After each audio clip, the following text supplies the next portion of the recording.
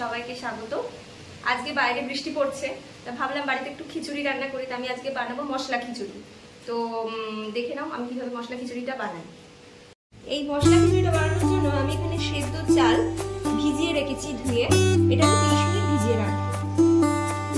এখানে নিয়ে নিয়েছি মুগের ডাল আর মুসুরির ডাল একসাথে নিয়ে নিয়েছি। এই ডালটাকে আমি প্রথমে কড়াইতে ড্রাই রোস্ট করব। ড্রাই রোস্ট করে নিয়ে তারপর আমি একটু ধুই। গরম হয়ে গেছে, এবার আমি ডালগুলো দিয়ে একটু শুকনো খোলায় নাড়িয়ে রাখবো। ডালটা ভাজা ভাজা হয়ে গেছে, এবার আমি ডালটাকে নামিয়ে নিচ্ছি।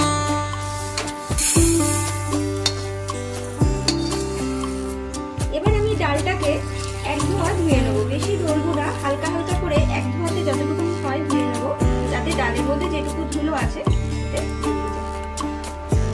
হাঁড়িতে আমি জল গরম করতে বসিয়ে দিয়েছি রান্নাটার জন্য।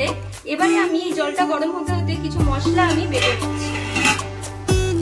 এখানে আমি নিয়ে নিচ্ছি কিছু কুচানো পেঁয়াজ, আদা, রসুন আর টমেটো নিয়ে আমি একটা পেস্ট বানিয়ে কাটা হয়ে গেছে।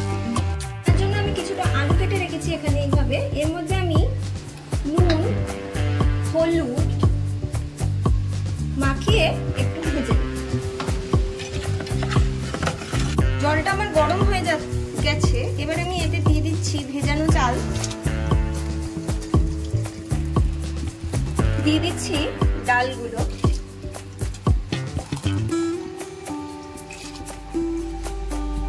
এবার আমি এতে দিয়ে দিচ্ছি স্বাদ মতো নুন, রঙের জন্য দিয়ে দিচ্ছি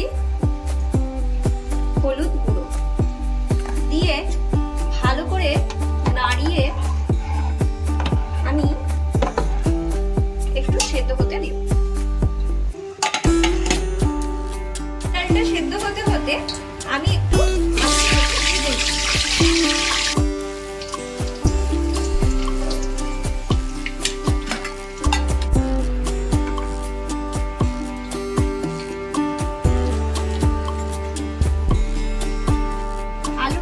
দিলেই আমি কিছু বাদাম ভেজে নিচ্ছি। দিয়ে দিচ্ছি কিছু গোটা গরম মশলা, এবারে দিয়ে দিচ্ছি বাটা মশলা।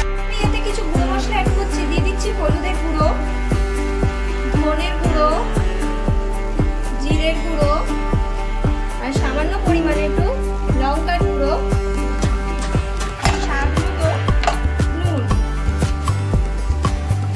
ভালো করে কষিয়ে নেব। কষানো হয়ে গেছে, এবার আমি গ্যাসের ফ্লেমটাকে অফ করে দেব। খিচুড়ির মধ্যে কষানো মশলাটা দিয়ে দিচ্ছি।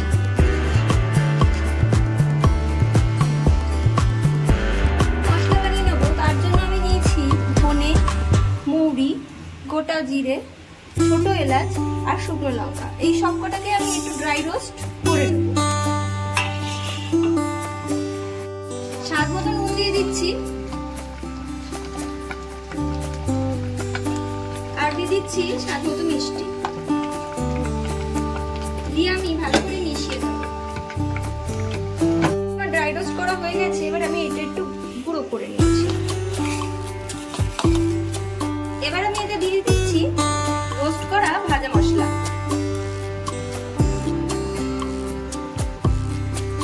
দিচ্ছি ভেজে রাখা বাদাম, দিয়ে ভালো করে মিলিয়ে নেব। খিচুড়ি রান্নাটা হয়ে গেছে।